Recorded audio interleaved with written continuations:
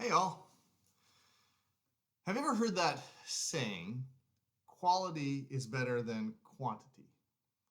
It's actually a debate that's been going on for many, many years. They use it in the business world and in lots of other places. And the argument kind of goes like this: if you're on the quantity side of things, you are the person who thinks that churning out more work, more results, more product, more widgets is the better way to go. And that's just the way it is. If you're on a quality side, the argument is that doing things right, doing things well, even if it is fewer or lesser, is better than trying to do things from a quantity perspective. Well, the debate has raged. There's no solution if you go into marketing or business. These kind of things are out there all the time. But we had recently, this last week, we had our small group launch day at church. We talked about the necessity of relationships.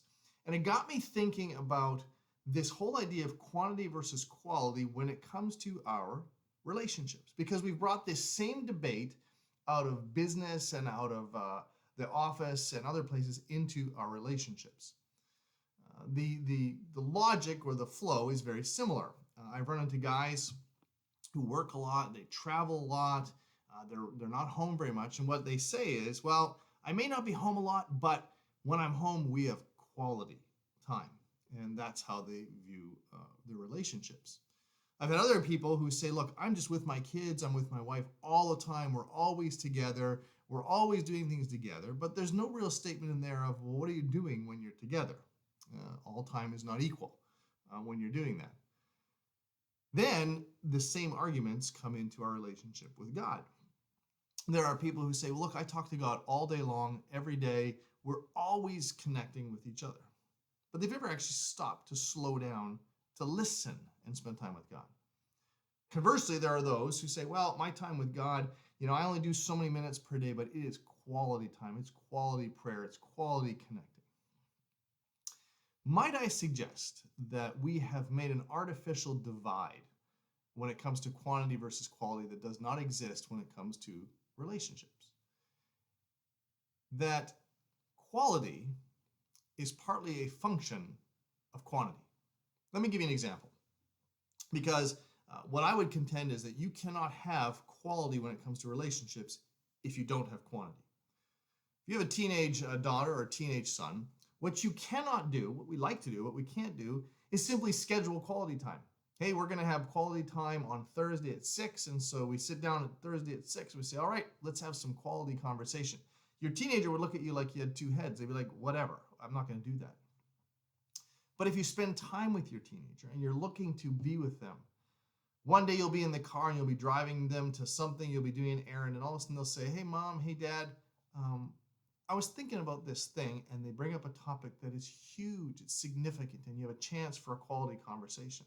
A conversation that would have never happened if you weren't spending a quantity of time together. Same is true of our relationship with God. People who have amazing, deep experiences with God where they hear his voice and where it really changes their lives are people who have quantity time with God. So, as I was thinking about relationships, both with each other and with God, I thought maybe we should be pursuing both.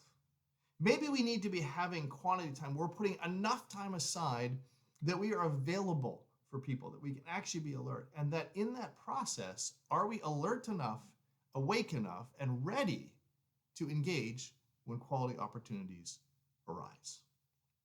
So my question for you this week, and my question for me, is are there relationships that you are robbing or are not fulfilling their potential because you are not giving them a sufficient quantity of time?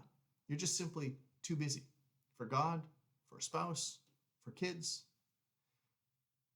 And the second question, which goes along with it, is as you spend time, are you deliberately setting yourself up to be able to see and recognize and respond to quality opportunities in those relationships, either with God or with others? Or are you being consumed by phone, by computer, by your tablet, by TV, so that if the opportunities come, they're missed altogether? I think they're great questions. They're one that challenge me regularly, and I hope that as you think them through, that they'll be helpful to you. Till next time, have a great day.